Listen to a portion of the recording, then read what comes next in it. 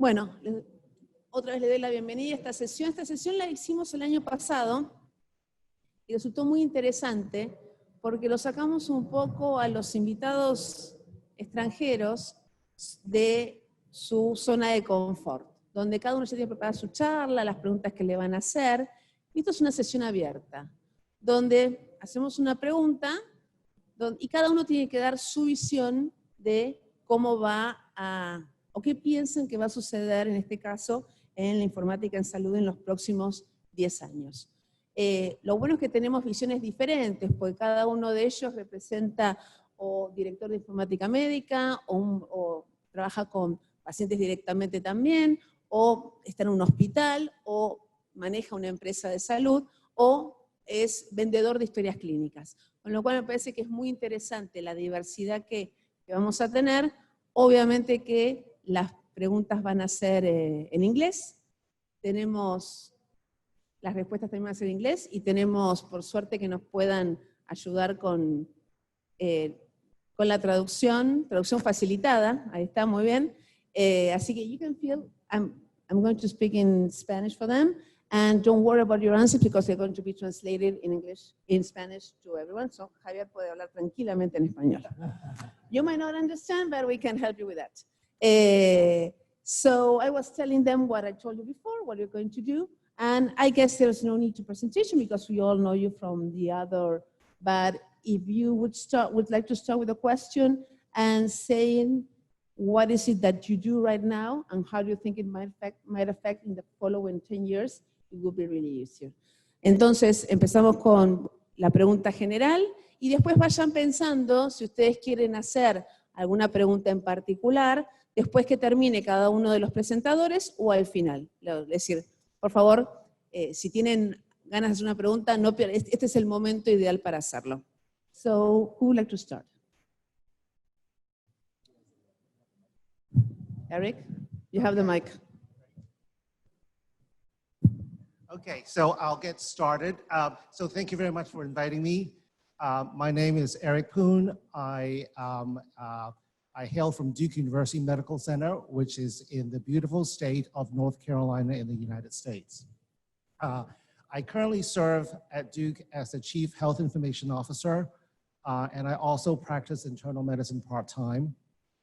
In my role as the CHIO, Chief Health Information Officer, I oversee all the clinical and analytic systems at Duke, and my goal at Duke is to facilitate the use of information technology so that Duke can provide the best in class in terms of clinical care and can be at the forefront of knowledge discovery. So what is your point of view regarding where it's going to be health informatics 10 years from now? Yeah.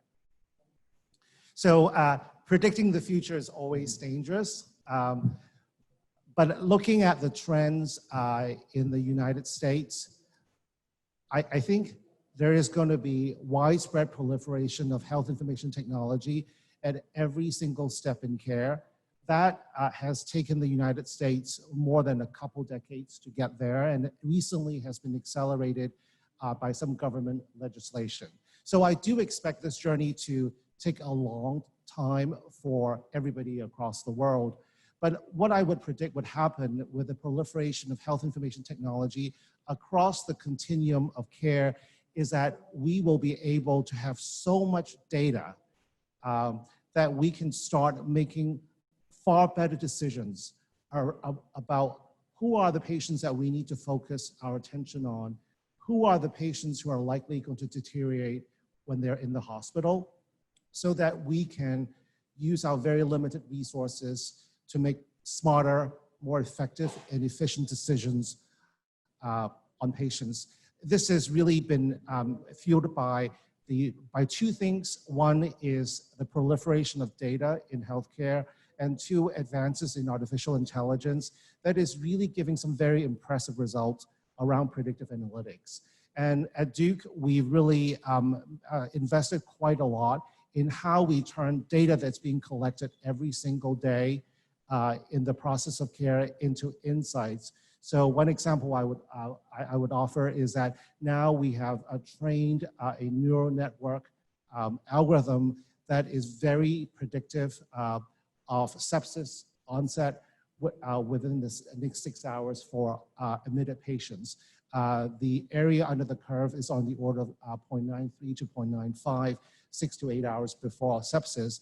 And the warning messages are now being sent to what we call the rapid response team, which is a small group of clinicians that's responsible for evaluating patients that are deteriorating. And that is actually offers some encouraging results. And then in the United States, we are now being asked to keep patients healthier so that they stay out of our hospitals. And then this type of artificial intelligence is also going to let us reach out to patients so that we can help them with not just medical care, but also social care, taking into account some of the social determinants of health. Thank you, Rick. Very interesting what you said, and I think that I have two questions regarding what you said. When you mean widespread, can you say that right now the U.S. has, since most of the EHR applications are widespread, are they good quality? They really help the physician to get this information for proper care of the patients, or it has been more than a burden instead of a benefit? Yeah. So in my role, I say tongue-in-cheek that I am the lightning rod in chief. Does that make any sense? Yeah, so I think there, as with everything in life, nothing is perfect. But I think in general, there's some very good evidence that shows that health information technology can significantly improve patient safety. At the same time, health information technology can bring unintended consequences. And I think we need to be careful. I really think of the implementation of healthcare information technology as chemotherapy for oncologists. It can cure cancer, but it can also kill patients. So I think this is something that we need to be very thoughtful about as a community. What you will read in the popular press is that people say that electronic health records has been one of the main causes of burnout. I think there are a lot of factors that are driving clinician burnout in the United States. I think chief of which is the fact that everybody's under more pressure to provide more care for fewer dollars, and there is a lot of what we call production pressures. And I think that happens to be escalating at the time when electronic health records were implemented. And then electronic health records is also very good at implementing rules. And if people don't like the rules or the rules don't make sense, it can also cause a lot of frustration. Great, thank you. Now I would like to see, yes, Jeff, what is your opinion regarding that? I'll go next. Yes. Yeah, because I'm going to bring a slightly different opinion or slant to this. My name is Jeff Wall. I'm an obstetrician gynecologist by background. I practiced medicine for 22 years. For the last 8, I've been the director of clinical innovations for Cerner Corporation. And Cerner is the largest healthcare information technology company in the world. And we have about 50% of the large EMR market, the other half being Epic, of course, in the United States. My job is workflow and how physicians, specifically physicians, we have another team for nurses and pharmacists, but specifically how physicians interact with the system. And traditionally, adoption of the EMR in the US has been very, very difficult. And a lot of the responsibility for that lies on us, the industry who created the EMRs. I think Steve Jobs taught the world a lot when he invented the iPhone and the iPad, and he basically showed the world that there is a better way of interacting with the devices that we use and doing the things that we want to do.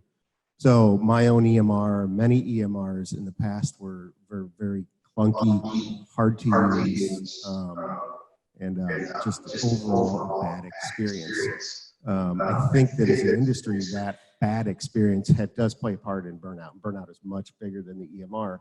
It does play a part in it. But my role, when I look at what's coming up in the next 10 years with artificial intelligence and machine learning, and I think it's great that you guys are going after the clinical side. On my side, I want to use the artificial intelligence and the machine learning to make it easier for clinicians to interact with the system, to find the inefficiencies, to smooth out the workflows, to tee up the things in the work that need to get done, and also to remove them from having to do a lot of the box checking and minute work that they have to do. In the United States, we were given essentially 4 years to get everybody in the country up on an EMR. That went really fast. I think software was not able to develop at the correct pace to actually support the users.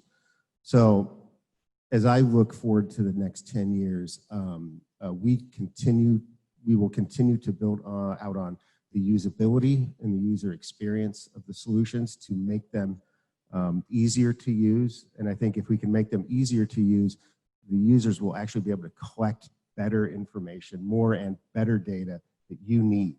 So I think the key behind all this is that there is no, that without a system that's usable, we can't collect all the data, we can't collect it well. And if we have dirty data, we will not actually be able to come up with reliable algorithms to actually improve healthcare. So for me, I need to make it easy. I need to focus on efficiency and workflow, and then I will pass over all the data that my team can get from our users to Eric to figure out how to make it better. Anyone would like to make any other comments regarding this? Please present yourself. So my name is Aaron Knoll. I'm trained as a pediatric neurologist. I didn't practice for as long a time as these guys, and I'm probably a little bit younger physician. I have a different take on the EMRs. In my line of work, I'm more of a data scientist. So I'm more into the statistics and machine learning and a little down lower level. I think obtaining the amount of data, as Eric was talking about, is very important. You're going to see it more and more. But I think empowering the patient is where I see things going in the next 10 years. You're going to have a lot more say on where do I want my care to go. I have a better insight into my own care instead of more paternalistic medicine that exists today. I think you're going to have more technology, and the younger generations are going to require more technology and want more technology in their lives when it comes to tracking their own healthcare. What are my activities? What are my behaviors? What can I figure out on my own? And I think there's going to be a lot of tools that may exist that will help in that and inform patients to make better decisions and not need to necessarily consult a physician for everything. That's where I think a lot of healthcare is going. You've got a 5G coming, as I mentioned in my talk. You've got Internet of Things. You have a lot of biological data that a lot of people don't talk about that exists in the omics space, where I can get my own genome executed and I can figure out things that may impact my own healthcare. On the other side, I do agree with that. Data is going to help the hospitals internally. And I think it's going to help with patient safety. We've seen a lot of that with the workflow and preventing someone from making that mistake or helping them choose the right dose for a medication instead of overdosing a patient. And the last thing that Eric talked about was social determinants of health. This is something that I work on daily. As I mentioned in my talk, I'm coming up with algorithms to try to understand what makes someone have a hard time at life, go to a point where they're actually living on the streets. What is causing them, and how can we help the states, the global healthcare system, internally in the United States mainly, save cost, how to figure out how to treat patients better with data. And I think in the next 10 years, you're going to see a lot of that, a lot of integration, a lot of interoperability. Would you like to add something? Bueno, soy James, soy de Canadá. No como ellos, no soy médico, soy desarrollador de software. Tal vez tengo una perspectiva un poco diferente. Hace 15 años que soy el líder de un proyecto que se llama Happy Fire. Happy Fire es un proyecto open source que es un library que ayuda a los vendedores, a los hospitales, a las empresas a intercambiar sus datos. Mi pasión en la vida es el intercambio de datos, y esto es lo que me gusta más. Bueno, le voy a contestar en inglés. Mi español, como ves, no es tan fuerte, pero vamos a ver. So, I made a joke 5 years ago, thinking about the question of where are we going. I made this joke in Canada 5 years ago that if we wanted to sort of see where Canada was going, like where Canada would be in 2 years, the thing that we should do is look to what the United States is doing right now. And I was sort of half joking 2 years or 5 years ago when I said it, but every year it's proven true. I know that's not 10 years, but I mean, the interesting thing to me is that I feel like I've got this crystal ball where I know that what's happening in the United States right now, these guys are not playing it up entirely, but this incredible movement towards patient API access to data. It's fascinating, honestly. And as someone who lives outside the United States, much as I'm sure all of you do, you know, I think about this idea that I would have programmatic API access to my own data. And I mean, it looks incredible to me. I don't have that in Canada. I've got no access to my own health data.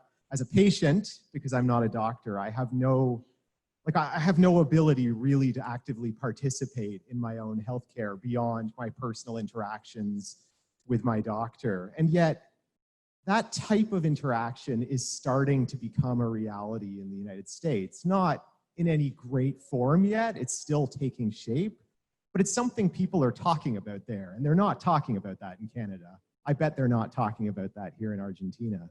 I think it's just a fascinating movement.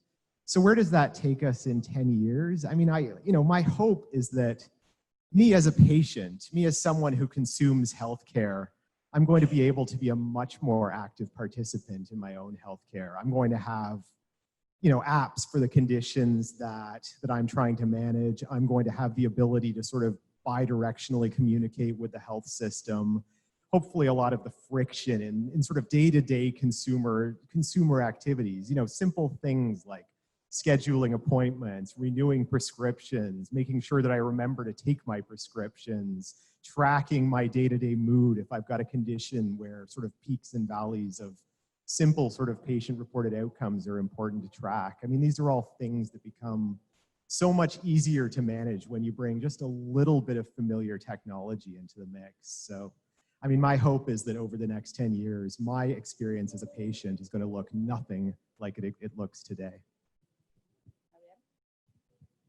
Muchas gracias. Bien, siempre que habla el último, pues ya está todo dicho, ¿no? Y comparto muchas de las cosas que han dicho aquí los colegas. Me acuerdo que en el año 89, aún ejerciendo como pediatra, me invitaron a un seminario, un curso de una semana de duración sobre qué pasaría en informática médica en la siguiente década. Bueno, lo que se habló allí, algunas cosas que parecían muy inmediatas desaparecieron. Otras cosas de las que no se hablaron surgieron, ¿no? Y algunas, pues de las que se comentaron, pues sucedieron, ¿no? Por lo tanto, como se ha dicho, es muy difícil hacer una predicción con una seguridad. Pero lo que sí que yo creo que es cierto es que vamos a vivir un proceso de transformación en nuestra práctica profesional como sanitarios. Porque de un sistema de información, allí donde se ha alcanzado la informatización, que es fundamentalmente un sistema de registro y de soporte tecnológico para recuperar información, con muchas ventajas, por descontado, sobre los sistemas tradicionales, vamos a ir viendo cómo esto se va a ir transformando hacia un sistema con el que vamos a compartir nuestras decisiones. En ese sentido, se van a orientar los sistemas claramente hacia la seguridad y la calidad, ¿no? Y al mismo tiempo, como ya pues todos sabemos, pues están emergiendo en estos momentos todas estas nuevas tecnologías data-driven que están prometiendo mucho, quizá demasiado, y que probablemente en estos 10 años pues irán colocándose en su lugar e irán ofreciendo finalmente consejos o apoyos para la decisión médica que realmente demuestren su valor. Creo que es muy importante que entremos en la cultura de la evaluación de estas nuevas metodologías, porque todos estamos habitualmente acostumbrados a las metodologías knowledge driven. Esto lo hemos hecho todos, cuando hemos hecho la tesis doctoral, cuando hemos hecho trabajos de investigación y sabemos lo que estamos haciendo y entendemos lo que hacemos. Estas nuevas tecnologías que han irrumpido que además irrumpen de la mano sobre todo de matemáticos, de físicos, de data scientists y compañía, al aplicarse a los datos sanitarios se encuentra con un problema muy importante, que es la tipología de los datos sanitarios, la calidad de los mismos, ¿no? Y todo esto pues obliga, como digo, pues a filtrar unas expectativas inicialmente quizá muy exitosas a corto plazo y que deberán pues filtrarse y sedimentarse. Pero a la larga yo creo que nos va a obligar a trabajar con los sistemas de información de otra manera. Y en segundo lugar, como también se ha apuntado aquí, vamos a tener que trabajar más interactivamente con el paciente. Las aplicaciones móviles, su explosión y su utilización por parte de la gente, los pacientes, de la ciudadanía, es una realidad como un templo y habrá que regularla, habrá que integrarla en el proceso asistencial. Comparto perfectamente que va a ser un proceso multiinstitucional, porque no habrá una institución que pueda ofrecer todos los servicios que necesita un paciente, ¿no? Y por tanto, paciente, profesional y sistema se tendrán que comunicar continuamente, ¿no? Y eso será una nueva forma de trabajar que además va a obligar a reorganizar los sistemas sanitarios. Muy bien. Well, thank you very much. You have addressed very good the topic. I want to summarize a little bit what you said and have a new question. We know that the core of healthcare for us in health information systems is the patient. And we want to integrate the patient into the care with interpretation AI, with APIs, getting more involved. But we know that most of the health of the patient goes outside the healthcare system. So my question is, we know that people are starting to, the Internet of Things, wearables, APIs. We as a healthcare system are ready to have the patient not as a consumer of information, of health information, but as a provider, a self-provider of health information. La pregunta apunta principalmente es, viviendo lo que es la situación actual, el Internet de las cosas, los dispositivos que venden un montón de información, aplicaciones, herramientas de inteligencia artificial. Nosotros como sistema de salud, ¿estamos dispuestos a aceptar que el paciente sea quien provee información? Pues siempre lo pensamos desde donde consumen la información. Es decir, ¿realmente queremos compartir con el paciente y que el paciente también pueda proveer información? Esa es la pregunta. Who would like to start? Well, okay, let's talk about the creation of data as a patient. My battery died on my Fitbit, so I don't have it here right now, but I am always wearing my Fitbit. And every minute of my life, I'm tracking how often I'm sleeping and, you know, how many steps I'm taking, what's my heart rate. I love this stuff. I live with arthritis, so I see a specialist every 4 months. He takes very good care of me. How many doctors in the room do we have? Have any of you guys ever had somebody come and try and show you their Fitbit data? Did you like that? Like, did you want to see that data? Really? I see some nods, but I see a whole lot of people saying no. And I don't believe the people nodding. I know it's true. You have zero interest in seeing that data. I realize that. I mean, I understand it completely. I've got lots of friends who are doctors, and I don't know personally what it's like to be seeing 18 patients an hour and have 5 minutes to spend with each of them, all that. I couldn't pretend to know what that's like, but I know what it's like to have people constantly trying to show me things that they think are important that really are not important to me at all. I don't know where the solution is there. I think this is kind of an interesting thing for us, the rest of us who aren't doctors, those of us who are building software. I think it's interesting for us to think about the sort of empathetic aspect of this. Like, how do we create an interaction between ourselves, between patients and the healthcare system that makes all of this data useful? Because I know in my heart it's useful data, I know it is. But how do we create an interaction that brings value to me as a patient, brings value to the health system, and is not just wasting my doctor's time with a bunch of information that he doesn't want to see? So I'll add to that, just from my own experience, is frequently the people who are using the consumer devices aren't necessarily the people who need the consumer device. My wife has a Fitbit and she's absolutely manic about using her Fitbit, but my wife would get 25,000 steps every day, regardless, and the Fitbit is just making her and me a little crazy about that. The people who typically need the Fitbit or these devices, a lot of times aren't the ones that have them. The devices aren't necessarily cheap, so they may not be able to afford the device, or just the way that they were brought up or what they believe, they don't understand the importance of doing that. And we see that a lot with our chronic diabetics and a lot of our patients with chronic heart disease who are sitting on the couch and eating cheeseburgers and French fries all day and not exercising. I think it's important for us to somehow teach them or provide them with the devices, because those are the people I actually need the mountain of data from. I don't need that mountain of data from my wife. Antes no me he presentado, yo trabajo en el Hospital Clínico en Barcelona y precisamente tenemos un programa, estamos empezando un programa de uso secundario de los datos clínicos para investigación biomédica con la intención de poder reaprovechar estos datos. Y dentro de este programa hay un proyecto concreto que es el que llamamos proyecto de diseminación, que es para explicar lo que vamos a hacer, ¿no? Y dentro, ¿a quién le vamos a explicar lo que vamos a hacer, lo que queremos hacer? Están los propios pacientes del hospital. Y es interesante porque ya he tenido algunas reuniones con ellos y preguntándosle lo que Paula nos planteaba, todos, de momento al menos, el grupo que hemos trabajado, todos están dispuestos a ceder sus datos. Pero eso sí, quieren saber los riesgos que tienen el mal uso de sus datos y qué medidas va a poner el hospital o la institución que sea para contener estos riesgos. Pero todos aceptan que realmente es un bien global para ellos en particular y global evidentemente para el avance científico y para la mejora de la asistencia. Muy bien. Tengo algunas preguntas. ¿Cuánto tiempo ha pasado ustedes en la media social? Cada día. Claro. Haciendo textos con amigos y todo eso. Now the iPhone tells you how much time you spend on social media. Sí. A lot. Lots. Y también ha ido al médico y ha dicho como tal vez mentiras. Bueno, él o ella pregunta algo y casi dice la verdad, pero no completamente.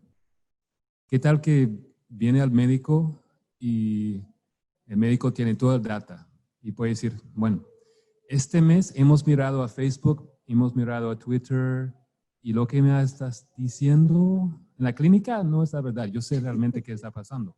Y en fin, tal vez eso es doloroso, ¿sí? Porque dice, qué pena, sí, ya me conocen mejor que podría pasar, pero necesita ayuda. Necesita alguien que está mirando por dentro para entenderse, para entender su salud y ayudarse. A mí, eso es el trabajo de un médico. Para ayudarse, como toma la mano, llevarte como, eso puede cambiar aquí, y creo que va a ser como una calidad de vida mejor. No es para acumular data en el EMR. Eso no es trabajo de un médico. Necesita tocarte como un toque humano, ¿sí? Y entonces sí estamos acumulando, creando más data, pero creo que los sistemas que estamos creando van a agarrar esta información. Y el médico, con la ayuda de estas como modelos de aprendiendo de máquinas o inteligencia artificial, estas herramientas van a ayudar al médico. Pero en fin, el médico tiene que hablarte como humano con humano. Eso es como yo veo. Eric? Okay, it's fine. So a story I like to tell, and this is a story from one of my patients who's giving me permission to talk about this. I had a patient who, he's in his 40s, and he was seeing me in the office and raising concerns that he was really losing his memory at a young age, and to the point where he thought he may not be able to keep his job. So we did what we call in the US the $1 million workout. We scanned his brain and scanned every part of his body and still couldn't find anything. I suspected alcohol was part of the issue. So we didn't get very far apart from telling him to stop drinking. And then, but one of the things I did was I sent him to a neuropsychologist to evaluate his cognitive function. And one of the things he said was, well, I performed really poorly the day of the neuropsych testing because I hadn't slept. And he showed me his Fitbit data, not on his steps, but on his sleep. And he said that, see, I only slept for 2 hours. That's why I didn't perform as well. And through that sparked the conversation that led us to evaluate his sleep patterns. We sent him to a sleep specialist, which is a referral that I would not have made had we not had that conversation. So, and he did get quite a bit better by regulating his sleep. So I tell the story because I think that we, as you alluded to earlier, patients spend such a small proportion of the time with us in the healthcare team. There's so much of their lives that they are conducting on social media and in their electronic lives. So I think there's a lot that we can learn from other industries that have figured out how to interact with patients in a more intensive ways through the smart devices, integrating different streams of data together. I think we as an international community have a lot to learn from each other, because I think that no matter where we come from or our political affiliation, I think all of us care about our health. Actually, one of the things that I noticed coming to the beautiful city of Buenos Aires is that, well, you guys have a beautiful city, so that's goes without saying. And the second thing was my 7-year-old noticed that there was a lot of lots of the word helado everywhere. Because it's summertime. Her eyes are huge. But the third thing I noticed is there were a lot of pharmacies and a lot of dietitians setting up shop. So I think everybody is I think in this community seems to be very attentive to the health. I think the question is, how can we really tap into the community of healthcare providers and also folks who really work around the system to really support the patient in their daily lives. If we can figure out how to do that, then we can really make a quantum leap in how we take care of patients. Good. Bueno, before we move, I would like to know if, quisiera saber si alguien quiere hacer alguna pregunta. Estaba segura. Muy bien. Jano? I need one of the mics. Thank you very much for your comments. I would like to know, what do clinicians or patients need to know in the future to perform better? What do you think? Tiene que leer los libros de los médicos. Sí. No. I think they need to have an idea of how their actions, their behaviors impact their health. That's something that I think a lot of patients neglect, don't quite understand. And they need to know that the doctor sees lots of patients and may not be able to concentrate on their case as much as they would hope. And with that information, they can be more proactive about their own health. I mean, there's an obvious sort of patient spot where technology comes in, and it's just sort of in keeping yourself honest, keeping yourself sort of sticking to whatever care plan has been given to you. I mean, any disease of any sort. As I was saying, sort of I deal with arthritis, and I mean, you know, there's basic stretches I'm supposed to do every day, and I try, but I forget them, and they're hard. I've worked on app development teams dealing with with things far worse than arthritis. We've done apps for people with heart failure where there's this crazy daily regimen of answering a bunch of questions and weighing yourself and taking blood pressure readings and all of this. Like, these are things people are doing on their own in their house to try and keep from getting worse and ending up in an emergency room, you know, sick and crashing in the middle of the night. You know, none of these things, none of it is rocket science, let's be honest. I mean, you know, taking your weight or doing stretches, like, these are things that we should all be doing, I suppose, but turning it into an actionable regimen where you're doing it constantly, you're recording it all the time, you're noticing the trends. This is the type of thing that, I mean, I get overwhelmed with it, honestly. Like, I have no idea how much I weighed last week versus this week. I should probably buy the Fitbit scale, and that would help me with that.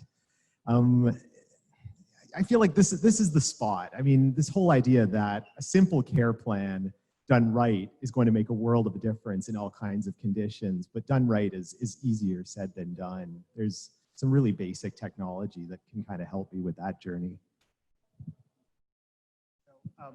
I really like that comment. One more thing I would add is that I think we would be better off as a society if we can actually help patients figure out how to express their preferences so that we as a healthcare team can figure out how to customize their care plans for the individual patient.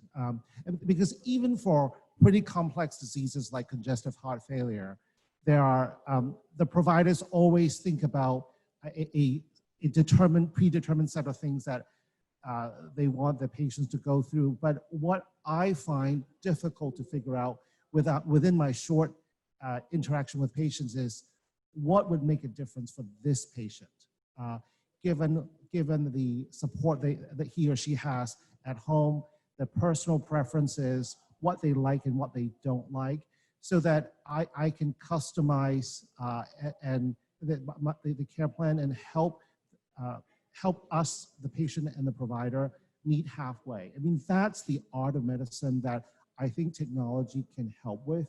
And I don't think anybody has figured out exactly how to do that yet. Anyone would like to add something else? Javier? Bueno, simplemente yo diría que lo que no se debe perder nunca es la relación de confianza.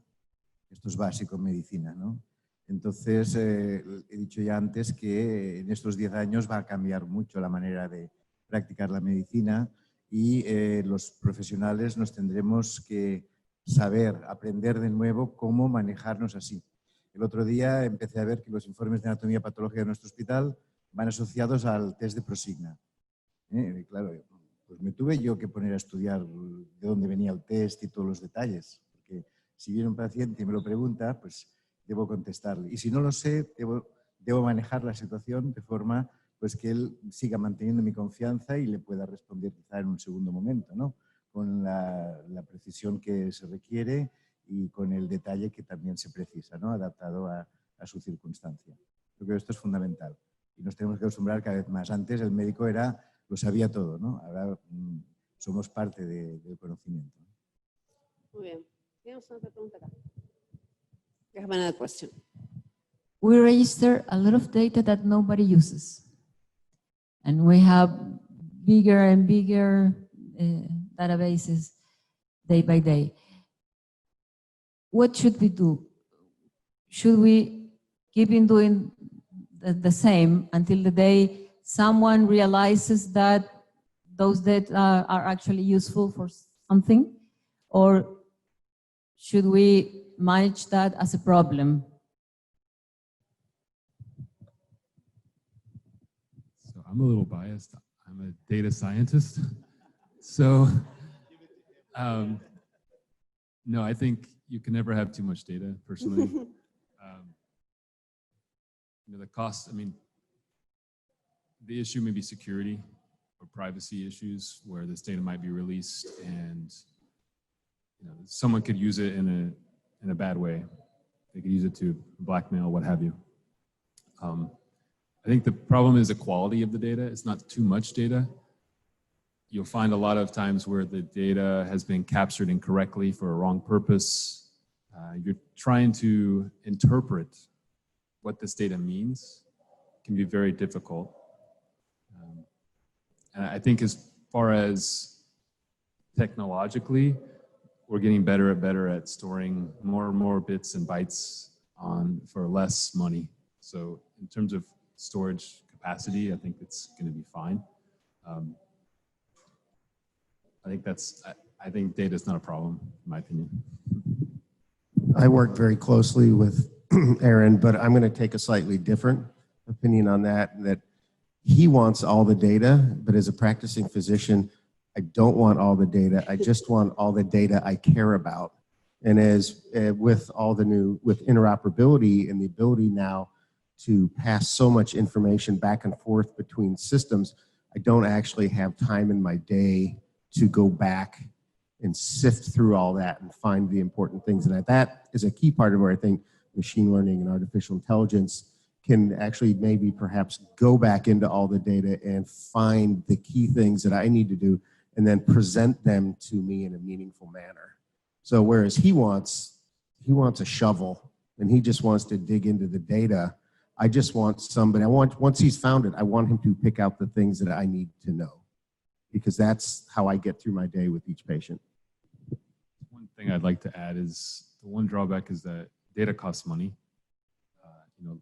Like you're getting at interoperability, one of the benefits is that you have fewer repeated tests, fewer repeated labs, fewer times you stick the patient for blood to check, your BMP, whatever you have. So hopefully in the end, we have less redundant data, less data that's a copy of the other, maybe just slightly off in terms of your timestamp. So in that regard, less data is better. Less is more. I asked before how many of you guys are doctors. How many of you build or deploy software? We have any? Yeah, we got some DevOps people in the room. So an example from the world that I know best. I mean, if you're building and deploying software and something goes wrong in the middle of the night, the most important thing that you have to have done months before is turn on a bunch of monitoring software that's recording every 10 seconds how much network bandwidth is going into your server, how much is coming out, how much free disk space do you have, how much CPU are you using. You need a bunch of telemetry. And the reason that you need to start that months ago is because when something breaks in the middle of the night, 9 times out of 10, it's because one of those metrics has changed. It's because your disk has stopped flowing or your network in has stopped or something. So, all of this data, like it's useless right up until the point where something changes, and then you need to have captured all that data to know what thing has changed.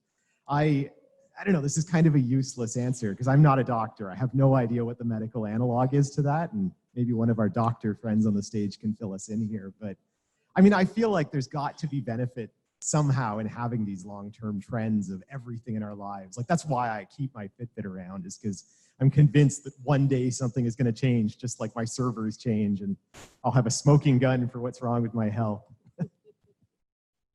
So I'm going to offer a different perspective because there are lots of times when faculty members at Duke want to use the data in an electronic health record to do interesting things. So I asked them, so what data would you like? Historically, they have said, give me everything. Say, okay. What would you like to do with all the data? I'm not sure. If you give me everything, then I will be able to tell you. So I think, and there have been more than once when we've tried to give them a lot of data that they have a lot of difficulty interpreting because of some of the issues about data quality. So I think there is a lot of promise in data science and mining data that is very noisy. And I think there is a role in using that data. But what I've seen, at least more often than not, is that data that is of marginal quality is hard to rely on for medical decision making purposes. And I think when it comes to collecting data, less is actually more. An example I would offer is that about a year ago, we discovered that in our electronic health record at Duke, for one institution, there were 26 ways we were collecting smoking history. Yes, I had to clean that up. And so I think it's, with electronic health records, it's easy to collect a lot of information, but if you don't think ahead about what you like to focus on, what improvements you would like to make, you are going to collect a lot of garbage. So I do think that we are living with the tension of collecting good enough data versus being tempted to collect a lot of data that we analyze afterwards using some fancy machine learning algorithm. I think there are two camps that I feel like I'm constantly fighting at Duke. I'll just add to that that the timeline in the United States for implementing EMRs was very short. And at the time, we just didn't know what we wanted. So like your doctor, we just said, we'll collect everything. And in the process of collecting everything, it has become overwhelming frequently to do your work and to use the EMR. And I think what we're learning now, and I think the lesson that if you're paying attention to the mistakes we need, is to think very carefully about the data that you actually need and to realize at the end of the day, your core job is to take care of the patients. It's patient care, it's not data collection. The data collection should be the byproduct of good clinical care that you're providing. And if you have designed a system that allows you to be good doctors, good nurses, good pharmacists, then you should be able to get the data that you need from that system. I don't know if, I'm sure some of you have practiced in the past and it was on paper. And if you ever had the chance or opportunity to follow someone, a really efficient doctor that used paper, I think the amount of information was probably maybe 10%, maybe even 1% of the amount of data that was that's captured today. And I think it was just kind of just the facts, just the basic you needed to do your job. So it's, from a clinician's perspective, the amount of data you need to do your job is much smaller than what we capture in the EMR. The EMR is for other people a lot of times. So. I would like to make one closing question because there's a big elephant in the room that you have been spoken about, is AI. How can we know if AI is not going to be another fiasco that happened before? Because we all think that AI is going to solve a lot of problems. What do you think we should do, or we all should do, in order to guarantee the AI is not a hype, it's here to stay forever? La pregunta que les hago es más que nada el tema de inteligencia artificial. Es decir, todos hablamos, todos decimos que va a ser buenísimo, pero todos los intentos anteriores de inteligencia artificial fallaron y terminaron siendo un fiasco. Entonces si sabemos qué es bueno y qué puede servir, ¿qué tenemos que hacer para que realmente funcione? Would you like to start? I'll take a quick shot at that first. Sorry, I'm dominating the microphone. So I attend a conference and I'm a reviewer for a lot of the papers that come into a conference called Machine Learning in Healthcare. It happens once per year. And one of the problems it tries to address is these two vacuums or silos that these really sophisticated machine learning engineers live in, and then the clinicians on the other side that have heard about AI or interested in AI, and they have lots of great ideas, and they're the ones that are going to be using this technology, and the two fields don't typically talk well together.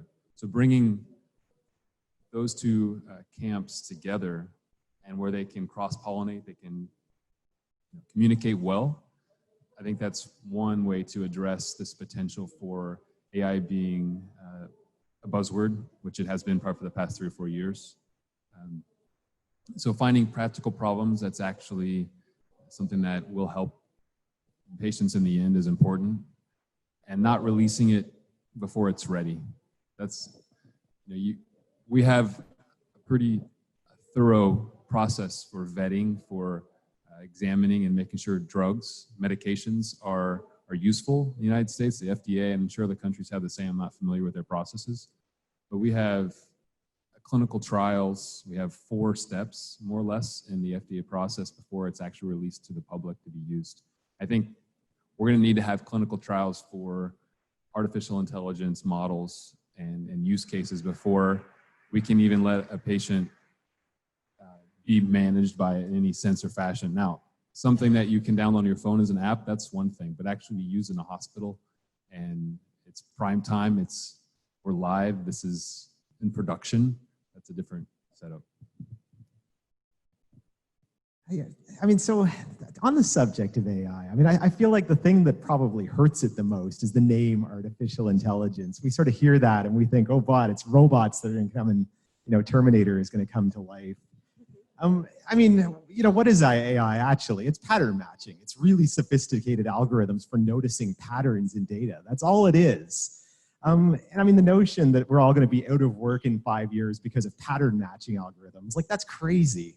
But equally crazy is the suggestion that pattern matching algorithms could not be useful. Like, I mean, there are so many great applications in all of our lives today where that stuff is obvious. I mean, my favorite, honestly, is the fact that I can pull out my phone and type any word into Google Photos, and whatever that thing is, every photo I've ever taken in my life has now been categorized by Google.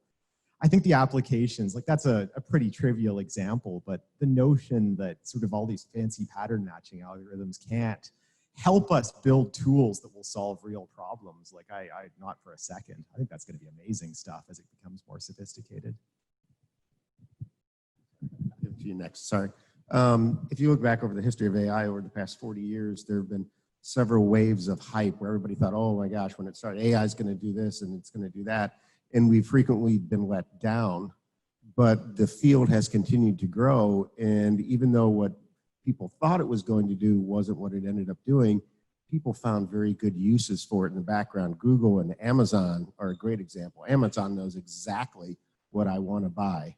Or on my phone, I've got a little keyboard where I don't even have to type letters. I just click the words and it's like somebody crawled up in my head and knew the sentence I was going to type. So there have been broad strides in it, but human physiology is organic and it's very, very hard to apply a consistent pattern to it. And I think that in the future, if we have all the data and as the AI algorithms improve, we may find the cure to cancer. I don't think we're anywhere near that yet. From my point of view, what we have learned, what we could take from Google and Amazon and all those is the ways to actually smooth out the processes of medicine. How to better schedule your patients so that I don't run 2 hours behind in my clinic, you know, that kind of thing. Or helping me, you know, say, find the medication perhaps that is the best fit for this patient. And that's where precision medicine and genomics can play into that. So I agree that there is a lot of excitement in AI, to the point that people think that this is somehow magical. And I think I have seen a lot of very senior and knowledgeable clinicians and hospital administrators get so hyped up about AI that they start behaving like 70-year-olds in Elateria. Because, and I think what the common theme that I have seen is that a lot of folks think that a lot of vendors will come to you and say, AI is going to help you fix everything. And I think our job in the informatics and healthcare community really is to ask the hard question, is even if we assume that the prediction that the algorithms are putting out are accurate, and there's a lot of caveats and lots of questions you can ask there, but even if you assume that that's going to be accurate, how is it going to change decision-making by clinicians, or how is it going to change behaviors in our patient population? And if you put those two questions on the table, you will find that a lot of the hype of AI will melt away, because medicine, after all, is a difficult art. And I think at the end of the day, AI can help us be smarter and better, but I think we should abandon the notion that it's all of a sudden going to fix all our problems. Bueno, yo creo que la situación ahora es diferente de hace años. Tenemos un panel de herramientas mucho más potente, tenemos más conocimiento, tenemos más datos digitalizados Yo creo que la cuestión está en saber plantear la pregunta, ¿no? Más que las expectativas o lo que sea. Saber plantear la pregunta adecuada para solucionar un problema que tengamos delante y saber escoger el set de datos correspondiente, las herramientas adecuadas, el equipo que ha de tirar adelante el proyecto y centrarse en este proyecto para conseguir realmente resultados. Yo creo que la clave en este momento está ahí y se pueden conseguir resultados muy potentes a nivel local que quizá luego incluso pues, pueden exportarse, ¿no? En las debidas condiciones. Pero bueno, hay ejemplos y podemos comentarlos si es necesario. Muy bien. Bueno, we ran out of time. It went really quick. So thank you very much I hope you enjoyed. We really enjoyed it a lot. So thank you once again for being in Buenos Aires and I hope you like it. Bueno, terminamos, así que les damos un aplauso a todos.